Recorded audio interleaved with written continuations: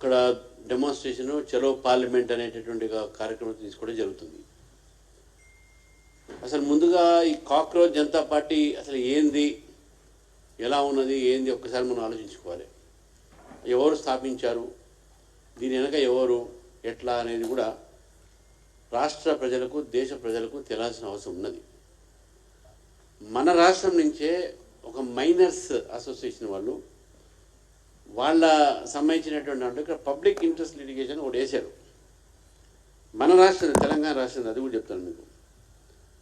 ఈ యొక్క దీని మీద ఇక్కడ అగేన్స్ట్ జడ్జిమెంట్ వస్తే దీని మీద మళ్ళీ సుప్రీంకోర్టుకు పోవడం జరిగింది. సుప్రీంకోర్టులో ఒక some advocate party in person ఈ యొక్క పబ్లిక్ ఇంట్రెస్ట్ లిటిగేషన్ వేయడం జరిగింది. మళ్ళీ ఆ రోజు అక్కడ ఉన్నటువంటి ఒక ఆ కేసులో వాదోవాదాన్ని విన్న తర్వాత supreme court judge, chief justice of India వారు ఇది పక్కా బ్లాక్మెయిల్ కోసం వేసిన కేసు, ఇది ఏంది, నువ్వు అడ్వకేట్వి, అసలు నీ అడ్వకేట్వేనా అని చెప్పి బార్ కౌన్సిల్కు లెటర్ రాసి ఎంక్వైరీ చేయమని చెప్పేసి ఇటువంటి అన్ని పనికిరాని పిటిషన్లు కొంతమంది వేస్తున్నారు.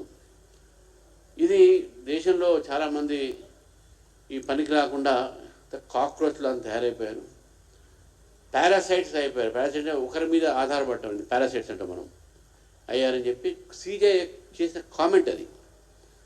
ఈ కామెంటు కొంతమందికి నచ్చక దాని మీద అమెరికాలో ఒక వ్యక్తి, బోస్టన్లో ఆ వ్యక్తి అనేటోడు అవినాష్ దీపిక అనేటోడు కాక్రోచ్ అనేది దాన్ని హేళంగా సిజేని అవమానపరచడానికి కాక్రోచ్ జనతా పార్టీ అని పేరు పెట్టి దానికి అతను సోషల్ మీడియాలో పెట్టి అంతకుముందు అతనుకున్న నెట్వర్క్తో దాన్ని ఎంబెడ్ అయిన ఫాలోవర్స్గా బాగా చాలామంది 2-3 రోజుల్లోనే 1,00,000 ఫాలోవర్స్ వచ్చేసారు, 12 రోజుల్లో దాదాపు.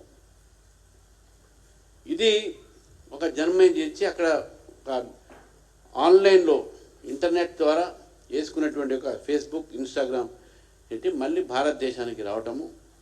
ఈ భారతదేశంలో రాజకీయ పార్టీలు చాలామంది కలవటం, అందులో సినిమా యాక్టర్లు కలవటం, ఆమిర్ ఖాన్, కిరణ్ రావు, తర్వాత ప్రకాష్ రాజ్, ఇటువంటి చాలామంది వీళ్ళని కలిసి నరేంద్ర మోదీ గారి ప్రభుత్వం వ్యతిరేకంగా, ఈ దేశం వ్యతిరేకంగా తయారు కావాలి, మనకు కొంత శక్తి తయారు చేయాలి అని చెప్పేసి నిర్మాణం చేసినటువంటి ఒక ఈ కాక్రోచ్ జనతా పార్టీ పూనాలో, బాంబేలో, హైదరాబాద్లో కూడా జరిగింది. ఇక్కడ కూడా చూసాం మన స్టేజ్ మీద ఎవరెవరు ఉన్నారు. అక్నూరు మురళి, ప్రొఫెసర్ నాగేశ్వర్, ఇంకా చాలామంది మనం చూస్తాం. అంటే వామ భావజాలను అందరూ ultra left, right from soft left to ultra left మొత్తం ఉన్నారు అందరూ స్టేజ్ మీద. మళ్ళీ వీళ్ళందరూ మళ్ళీ దాంట్లో ఉన్న వాళ్ళు కూడా అంతా ఎవరున్నారు, మళ్ళీ ఎస్ఎఫ్ఐ, ఏఎస్ఎఫ్, మాజీ పీడిఎస్, ఆర్ఎస్ అంతా వాళ్ళే ఉన్నారు. ఎవరు అది కొత్తగా ఏం లేదు. ఈరోజు కూడా జంతర్ మంతర్ దగ్గర జరిగినటువంటి ఒక కార్యక్రమం ఏది ఉందో అందులో ఏఎస్ఏ, జేఎన్యూలో ఉన్నటువంటి ఒక ఆర్గనైజేషను, అదేవిధంగా ఎస్ఎఫ్ఐ, ఏఎస్ఎఫ్, తర్వాత ఇతర పార్టీలన్నీ కూడా కలిసి, పొలిటికల్ పార్టీ లీడర్స్ అందరూ కలిసి, అలా కాంగ్రెస్ లీడర్స్, సిపిఐ లీడర్స్ వీళ్ళందరూ కూడా కలిసి ఈ యొక్క నిర్మాణం చేసి, వాళ్ళ పేరు చెప్తే ఎవరు రారు, వాళ్ళంతా అమ్ముడుపోయే కేసు కాదు, ఇప్పుడు సోల్డ్ అవుట్ కేసులు ఇవన్నీ. కాబట్టి కొత్త పేరు పెట్టుకొని ఈ సిజేపీ అనే కాక్రోచ్ జనతా పార్టీ అనేటటువంటి పేరుతోని ఢిల్లీలో గొడవలు సృష్టించడానికి, దేశవ్యాప్తంగా సృష్టించడానికి ముందుగా ఇదే ఎక్స్పెరిమెంటు కొంతమందితోని నేపాల్లో చేసినటువంటి యొక్క జంజీని ఏ విధంగా రెచ్చగొట్టారో ఇక్కడ కూడా మనం రెచ్చగొట్టాలి.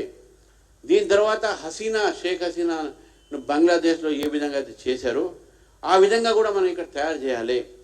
ఫస్ట్ శ్రీలంకలో మనం చేసినాము, అక్కడ సక్సెస్ అయినాము, నేపాల్లో సక్సెస్ అయినాము, మనం ఇక్కడ సక్సెస్ వెస్ట్ బెంగాల్ మన బంగ్లాదేశ్లో అయినాము, ఇక్కడ కూడా కావాలి అనేటటువంటి ఒక దీంతో కొన్ని గ్రూప్స్ కొంత వేసుకొని బంగ్లాదేశ్ నుంచి కూడా కొన్ని రాజకీయ పార్టీలు ఈ కాక్రోచ్ జనతా పార్టీకు చేసినటువంటి ఒక ఇది నేపథ్యం.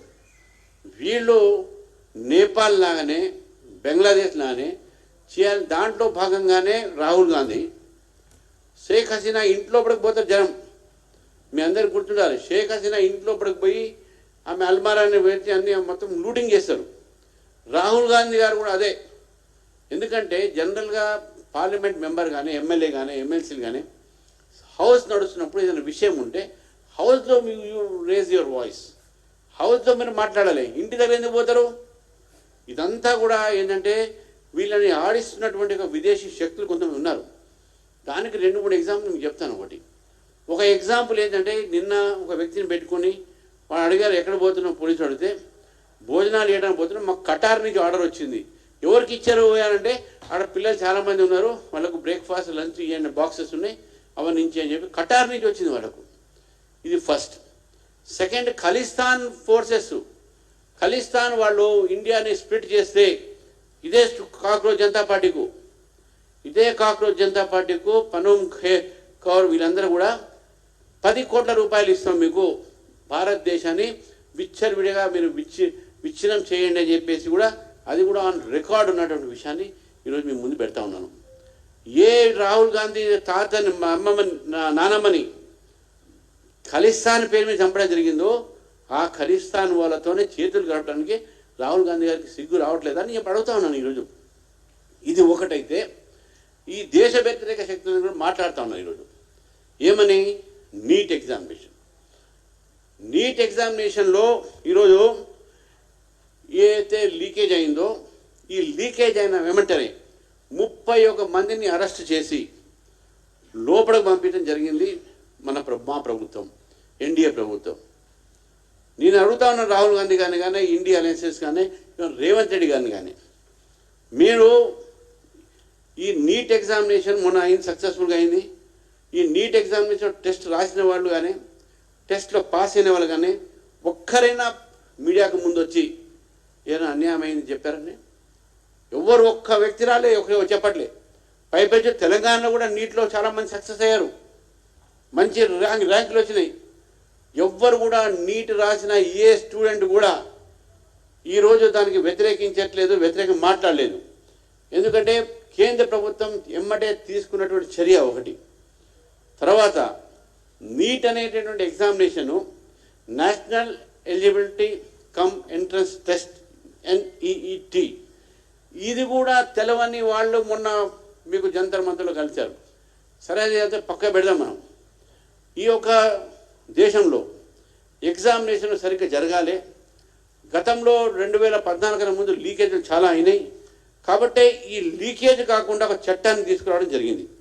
ఆ చట్టము ఈరోజు మన దేశంలో ఆ చట్టము తీసుకువచ్చిన తర్వాత, ఆ చట్ట ప్రకారము శిక్షతో పాటు ₹1,00,00,000 ఫైన్. ఎగ్జామినేషన్ పేపర్ లీకేజ్ అయితే యాక్ట్ ఉందో, prevention of unfair means public examinations prevention of unfair means act, ఇది 2024లో ఎనాక్ట్మెంట్ అయింది. అంతకుముందు 2014 కన్నా ముందు లీకేజ్, అవి కూడా చెప్తాను మీకు. లీకేజ్ అయితే 420 కింద కేసు పెట్టి వదిలేది. కానీ ఈ యొక్క public examination prevention of unfair means యాక్ట్లో 2024 నరేంద్ర మోదీ గారి ప్రభుత్వం తీసుకురావటం, దాంట్లో ₹1,00,00,000 ఫైను ఇది చేయడం జరిగింది. దాంతోపాటు గవర్నమెంట్ నేషనల్ టెస్టింగ్ ఏజెన్సీ అని పెట్టింది. నేషనల్ టెస్టింగ్ ఏజెన్సీ 2017 రాధాకృష్ణన్ గారి యొక్క నేతృత్వంలో ఈ యొక్క ఏదైతే నేషనల్ టెస్టింగ్ ఏజెన్సీ పెట్టారో, ఇవి ఎగ్జామ్స్ కండక్ట్ చేస్తాయి. ఇందులో అన్ని రాజకీయ పార్టీలు, అకాడమిషియన్స్ వాళ్ళకి సంబంధించినటువంటి అభిప్రాయాలు తీసుకొని ఈ నేషనల్ టెస్టింగ్ ఏజెన్సీ వాళ్ళు టెస్ట్ పెడుతున్నారు. టెస్ట్ పెడుతున్నటువంటి యొక్క నేపథ్యంలో నీటిలో కొంత ఏదైతే లీకేజ్ అయ్యిందో, ఈ లీకేజ్ సంబంధించిన దాంట్లో ఎగ్జామినేషన్ బయటకు పెట్టిందే ఈరోజు ప్రభుత్వం, దాన్ని బయటికి తీసుకువచ్చిందే ప్రభుత్వం. అందులో కూడా కాంగ్రెస్ లీడర్లు ఉన్నారు.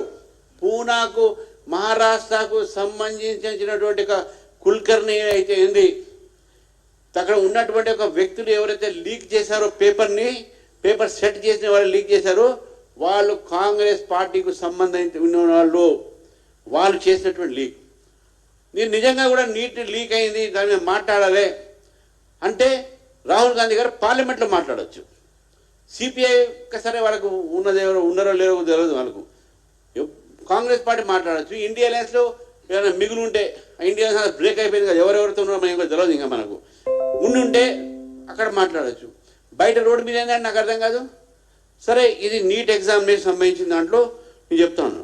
ఇప్పుడు ఒకటి నేను అడుగుతా ఉన్నాను ఈరోజు రాహుల్ గాంధీ గారిని కానీ రేవంత్ రెడ్డి గారి కానీ, ఇక్కడ మీరు పేపర్ లీకేజ్ గురించి మాట్లాడుతున్నారు, ధర్మేందర్ ప్రధాన్ గారి రెసిగ్నేషన్ గురించి మాట్లాడుతూ ఉన్నాను. మీ పేపర్ లీకేజ్ 2014 ముందు, పేపర్ లీకేజ్ 2014 ముందు తమిళనాడు, మన వెస్ట్ బెంగాల్ టీఎంసీ, తమిళనాడులో ఏఐడిఎంకే, ఒడిశాలో బీజేడీ ప్రభుత్వం ఉన్నప్పుడు ఈ మొత్తం 53 కాంగ్రెస్ పాలిత రాష్ట్రాల్లో లీకేజ్ అయినాయి. టీఎంసీ వెస్ట్ బెంగాల్ 7 లీకేజ్ అయినాయి, ఏఐడిఎంకి అప్పుడు 7 లీకేజ్ అయినాయి, బీజేడీ ఒరిస్సాలో 6 లీకేజ్ అయినాయి, ఆమ్ ఆద్మీ పార్టీ ఢిల్లీలో ఇప్పుడు ఉన్నటువంటి దీంట్లో 6 అయినాయి, ఎస్పీ ఉత్తరప్రదేశ్లో పరిపాలించే 3 అయినాయి, ఎన్పిఎఫ్ నాగాల్యాండ్లో అప్పుడు వాళ్ళ యూపీఏ ప్రభుత్వం ఉన్నప్పుడు 3 అయినాయి, బీఆర్ఎస్ తెలంగాణలో ఉన్నప్పుడు 2 అయినాయి లీకేజు, సిక్కింలో 2 అయినాయి ఇప్పుడు నాన్ బీజేపీ గవర్నమెంట్ ఉన్నప్పుడు, వెస్ట్ బెంగాల్లో సిపిఎం ఉన్నప్పుడు 2 లీకేజ్ అయినాయి, జేఎంఎం ఉన్నప్పుడు 2 లీకేజ్ అయినాయి, డిఎంకే తమిళనాడు ఉన్నప్పుడు 2 లీకేజ్ అయినాయి, ఆంధ్రప్రదేశ్లో టీడీపీ ఉన్నప్పుడు 1 లీకేజ్ అయింది, ఎన్పీపీ 1 లీకేజ్ అయింది, ఎంఎన్ఎఫ్ 1 లీకేజ్ అయింది, యునైటెడ్ ఫ్రంట్ కోalitionలో 1 అయింది, డిఏఎన్ నాగాల్యాండ్లో 1 అయింది, ఢిల్లీ ప్రెసిడెంట్ రూల్ ఉన్నప్పుడు ఒకసారి ఒక రూల్ అయింది, లీక్ అయింది. తర్వాత paper leakage India alliance partners, మన 2014 తర్వాత కొన్ని రాష్ట్రాలు ఇండియా అలయన్స్ ఉన్నాయి, అక్కడ టీఎంసీ ఉన్నప్పుడు 7 లీకేజీలు, ఈ మధ్య కాలంలో 7 లీకేజీలు, జనతాదళ్ ఆర్జేడీ అప్పుడు నితిన్ కుమార్ ఉన్నప్పుడు 2 లీకేజెస్, అప్పుడు జేడీయూ మాత్రం విడిపోయి అక్కడ ఉన్నారు వాళ్ళు, సిపిఎం వెస్ట్ బెంగాల్ అంత ముందు 2 అయినాయి, డిఎంకే ఉన్నప్పుడు 2 అయినాయి, ఎస్పీలో మళ్ళీ 3 అయినాయి. ఇది మొత్తం జరిగినటువంటి ఒక లీకేజెస్. ఈ లీకేజెస్లో నేషనల్ లెవెల్ పేపర్ లీక్ చెప్తున్నాను, మొత్తం నేషనల్ లెవెల్ అయిన leakages 2014 CBSE class 12 leakage, 2013 SSC CGL leakage, 2012 AIIMS post graduate medical examination leakages, 2011 life insurance corporation of India recruitment exam leak, all India entrance examination 2011 leakages, 2011 AIIMS entrance leak, Ravi Atrik case అంటారు దాన్ని, 2010 Indian navy lower division clerk leak examination leakage, 2010 railway recruitment board assistant loco plot and assistant station master exams leakages, 2008 RRB assistant loco 2007 clerk grade examination nationalise bank leak, అదేవిధంగా ICIA common proficiency test CPP అంటే దాన్ని 2007లో leak అయింది, 2006లో all India post graduate medical examination, ఇది railway recruitment board 2006, 2005 common entrance test for engineering 2005 to CBSE class 12 board exams, 15 లీక్లు. అంటే ఇన్ని లీకేజెస్ అయినటువంటి ఒక ఈ కాంగ్రెస్ హయాంలో చెప్తా ఉన్నాను నేను. తర్వాత Rajasthan university paper leak, RSPS leak, అంటే కాంగ్రెస్ గవర్నమెంట్లో లైబ్రేరియన్ రిక్రూట్మెంట్ రాజస్థాన్ ఒకటే నేను చెప్తాను, దీంట్లో forest guard recruitment, senior teacher పంజాబ్లో పంజాబ్ ఎంట్రన్స్ టెస్ట్, హిమాచల్ ప్రదేశ్లో subordinate, HP university medical examination leakages, ఇవన్నీ కాంగ్రెస్ ప్రభుత్వం అయినటువంటి ఒక 2003, 2006, 2017 Haryana board examination 2011 before BJP government came, 2016 Uttarakhand Congress ఉన్నప్పుడు, 2000 Delhi university BCom examination paper leakage, Gujarat SSC examination leakage, Maharashtra HSC examination leakage, Karnataka KPSC division assistant clerk, Kerala INC ఉన్నప్పుడు UPA government ఉన్నప్పుడు వాళ్ళ SSLC examination leak, Kerala CPM government ఉన్నప్పుడు +2 leak, Jharkhand ముక్తి మోర్చా ఉన్నప్పుడు JSC junior engineering examination leak. ఇవన్నీ leakage పెట్టుకొని ఈరోజు ఏమీ మాట్లాడుతూ ఉన్నారు. వెస్ట్ బెంగాల్లో మళ్ళీ, తెలంగాణలో 2 సార్లు లీక్ అయినాయి, ఆంధ్రప్రదేశ్ 2 లీకు, తమిళనాడు ఎగ్జామినేషన్స్, ఒడిశా, ఉత్తరప్రదేశ్లో మళ్ళీ 2 సార్లు బీఎస్పీ ఉన్నప్పుడు ఇవన్నీ లీకేజీలు అయితే నేను ఈరోజు ఈ ప్రభుత్వాన్ని అడుగుతా ఉన్నాను. అప్పుడు ఎడ్యుకేషన్ మినిస్టర్స్ 2006లో లీక్ అయినప్పుడు ఎయిమ్స్ పేపరు, అప్పుడు ఎడ్యుకేషన్ మినిస్టర్ రిజైన్ చేశాడా? చేయలే. హర్యానా టీచర్ రిక్రూట్మెంట్ బోర్డులో లీకేజ్ అయితే ఎడ్యుకేషన్ మినిస్టర్ రిజైన్ చేశాడా? చేయలే. ముంబై యూనివర్సిటీలో లీకేజ్ చేస్తే కాంగ్రెస్ పార్టీ రూలింగ్లో చేయలే. Jammu and Kashmir medical admissions leak అయితే national conference Congress party leakage అయింది, రిజైన్ చేశారా? చేయలే. రాజస్థాన్ రిక్రూట్మెంట్ రీసెంట్గా కాంగ్రెస్ పార్టీ ఉన్నప్పుడు గెహ్లాట్ గారు ఉన్నప్పుడు ఎడ్యుకేషన్ మినిస్టర్ రిజైన్ చేశాడా? చేయలే. జార్ఖండ్లో జరిగినప్పుడు చేశారా? చేయలే. 2006 నుంచి 2024 వరకు కాంగ్రెస్ ప్రభుత్వం ఉన్నప్పుడు, స్టేట్స్లో నాన్ బీజేపీ ప్రభుత్వం ఉన్నప్పుడు లీకేజ్ అయినటువంటి ఒక్క ఎడ్యుకేషన్ మినిస్టర్ లీక్ చేయలే. ఇవన్నీ కూడా ఎడ్యుకేషన్ డిపార్ట్మెంట్ సంబంధించినటువంటి ఎగ్జామినేషన్స్ మాత్రమే. Why didn't they resign? ఎందుకు రిజైన్ చేయలేదు? ఇప్పుడు అడుగుతా ఉన్నారు ధర్మేంద్ర ప్రధాన్ రిజైన్ చేయాలని చెప్పేసి. ఇది చాలా విడ్డూరంగా ఉన్నది. ఇది ఈరోజు వీళ్ళ నియత్ ఇది ఉన్నది. వీళ్ళది నీట్ ఎగ్జామినేషన్లో నీట్ రీఎగ్జామినేషన్ పెట్టిన తర్వాత 5440 ఎగ్జామినేషన్ సెంటర్ పెట్టి 550 సిటీస్ 551 సిటీస్లో, అంటే 500 సిటీస్లో 14 సిటీస్ అబ్రాడ్లో, బయట కూడా 14 సిటీలో ఈ ఎగ్జామినేషన్ జరిగింది.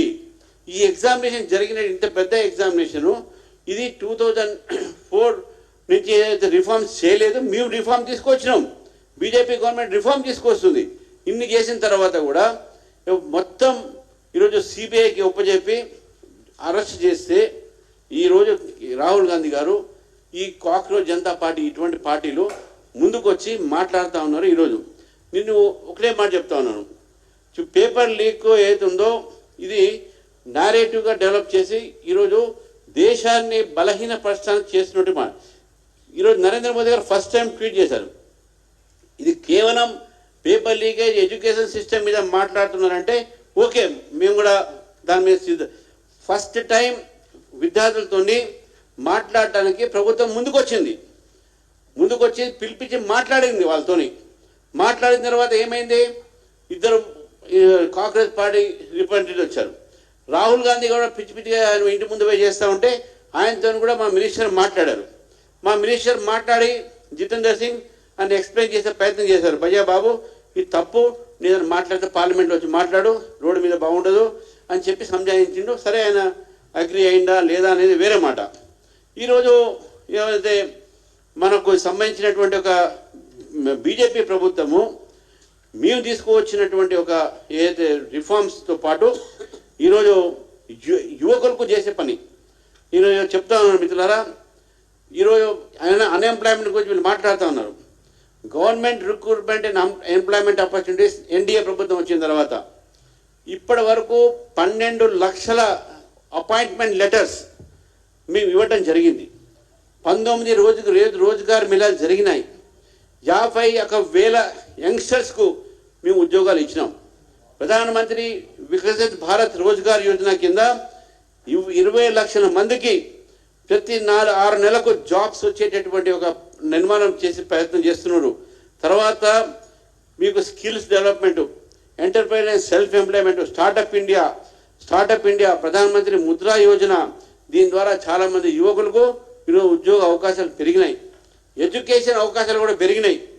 యూనివర్సిటీస్ పెంచినాము, ఐఐటీస్ ఎన్ఐటీస్ పెంచినాము, ఎంబీబీఏ మెడికల్ కాలేజ్ పెంచినాము. తర్వాత స్టూడెంట్స్ ఎన్రోల్మెంట్ 4.5 కోట్లు పెరిగినాయి. 2014 నుంచి 4.5 crores more students have joined the education courses. Expansion of IITs, IIMs, తర్వాత మెడికల్ ఎడ్యుకేషన్ డెవలప్మెంట్ చేసినాం. ట్రైబల్ స్టూడెంట్స్కి అవకాశం ఇచ్చి చాలా ట్రైబల్ యూనివర్సిటీస్ కూడా పెట్టినాం. ఏకలవ్య మోడల్ రెసిడెన్షియల్ స్కూల్, అంటే ఎడ్యుకేషన్ సిస్టంలో తీసుకువచ్చినటువంటి ఇది. చివరికి నెంబర్ ఆఫ్ జాబ్స్ గురించి వీళ్ళు ఎంప్లాయ్మెంట్కి మాట్లాడుతూ ఉన్నారు. 2004 to 2014 అప్పుడు jobs created by government of India 2.9 crores. 2004 to 2015 job created by UPA government, it was 2.9 crores. 2014 to 2024 jobs created 17 crores, 17 crores. 2017-18 to 46.8% employment rate ఉంటే 2025లో ఈరోజు 57.4% ఎంప్లాయ్మెంట్ రేట్ పెరిగింది ఈ 4 నెలల్లో. 2017-18లో అన్ఎంప్లాయ్మెంట్ రేట్ 6% ఉంటే దేశంలో 2025లో 3.1% వచ్చింది. ఈరోజు కంపారిజన్ మనం చూసుకుంటే ఈరోజు నెంబర్ ఆఫ్ వర్కర్స్ 2021లో 9.7 crores, ఇప్పుడు 12.8 crores, 31% గ్రోత్ రేట్ ఎంప్లాయ్మెంట్లో. తర్వాత మీకు ఇవన్నీ కూడా మీరు చూస్తూ ఉంటే ఎంప్లాయ్మెంట్ పెరుగుతూ ఉన్నాయి. అన్ఎంప్లాయ్మెంట్ రేట్ తగ్గుతూ ఉన్నది. అన్ఎంప్లాయ్మెంట్ ఈరోజు ఎందుకంటే ఎడ్యుకేషన్ అండ్ ఎంప్లాయ్మెంట్ చెప్తాను. నేను రాహుల్ గాంధీ గారిని ఎన్డీఏ ప్రభుత్వం ఈరోజు మేము తీసుకొచ్చినట్టు ఐఐటీసు, ఎన్ఐటీసు, ఎయిమ్స్, ఐఐఎమ్స్ మేము పెంచినాం, డబుల్ చేసినాం, ట్రిపుల్ చేసినాం. మీకన్నా ఎక్కువ మేము మంచిగా విద్యార్థులకు విద్య ఇస్తున్నాం, మంచి విద్యా అవకాశాలు ఇస్తున్నాం. అందుకే రాహుల్ గాంధీ గారు కానీ ఇండియా అలయన్స్ వాళ్ళు కానీ ముఖ్యంగా ఈ లెఫ్ట్ పార్టీస్ ఏదైతున్నారో, అల్ట్రా లెఫ్ట్ ఏదైతున్నారో ప్రతి చోట ఇటువంటి ఒక కార్యక్రమాలు చేసి దేశంలో వీళ్ళు విచ్ఛిన్న శక్తులకు డెవలప్మెంట్ చేసి ఇక్కడ వైలెన్స్ క్రియేట్ ప్రయత్నం, హింసాత్మకమైన సంఘటన చేసే ప్రయత్నం చేస్తారు. హైదరాబాద్లో కూడా వీళ్ళు చేసే ప్రయత్నం చేస్తున్నారు. మా దగ్గర దానికి సంబంధించిన రికార్డ్స్ కూడా ఉన్నాయి. నేను ఒకటే మాట్లాడుతున్నాను రేవంత్ రెడ్డి గారితో, వీళ్ళందరూ కూడా దేశ వ్యతిరేక శక్తులు. ఖటార్ నుంచి డబ్బులు వస్తూ ఉన్నాయి, ఖలిస్తాన్ నుంచి డబ్బులు వస్తూ ఉన్నాయి, కెనడా నుంచి, బంగ్లాదేశ్ నుంచి వీళ్ళకి మద్దతు పలుకుతూ ఉన్నారు, పాకిస్తాన్ నుంచి వీళ్ళకి మద్దతు పలుకుతూ ఉన్నారు. ఇటువంటి వాళ్ళకు మీరు మద్దతు పలుకుతున్నారంటే ఈ దేశంలో యువత ఊరుకోదు. ఈ దేశంలో యువత భారతదేశం పట్ల ఉన్నటువంటి ప్రేమ, భారతీయులుగా వాళ్ళకున్న గౌరవము అవుతుందో నరేంద్ర మోదీ గారు వచ్చిన తర్వాత ఉన్నది. కాబట్టి ఎన్ని విదేశీ యొక్క తత్తులతో మీరు కలిసి ఈ యొక్క దేశంలో యువతని చెడగొట్టే ప్రయత్నం చేసినా, నేపాల్ లాగానే వెస్ట్ బెంగాల్ మన బంగ్లాదేశ్ లాగానే శ్రీలంక లాగానే యువకులు మీ అమ్మట రారు. వారు మొత్తం దేశంతోనే ఉంటారు. They will love India and they will be with India అని చెప్పేసి ఈ సందర్భంగా మీకు తెలియజేస్తాను. ధన్యవాదాలు. పక్కదారి అయింది, అసలు దారే ఉంది.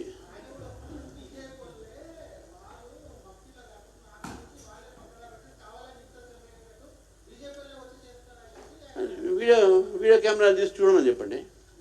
వీడియో కెమెరా చూడమని చెప్పండి. మనం అందరం ఇప్పుడు ఇవాళ రేపు ఎవ్వరు కూడా దాగలేదు. ఇవాళ మొత్తం అన్ని టీవీలు పెట్టారు, మీ టీవీలు ఉన్నాయి, అన్నీ చూస్తున్నారు. కాబట్టి ఇంతకుముందు దీవార్కే కాన్ అవుతుంది అని, ఇప్పుడు హవామే ఆఖే అంటాడు. అన్నీ కనబడుతూనే ఉంటాయి. ఇవన్నీ కాకి కథలో చెప్తే నమ్మేటోళ్ళు ఎవరండి? Thank you. కట్టార్ నుంచి హైదరాబాద్ పోతే సంతోషమే, బిర్యానీ పోయిందేమో, కానీ కట్టార్ నుంచి ఏమేమి పెట్టిండో బీఫ్లు గీఫ్లు మన రైట్. ఎందుకంటే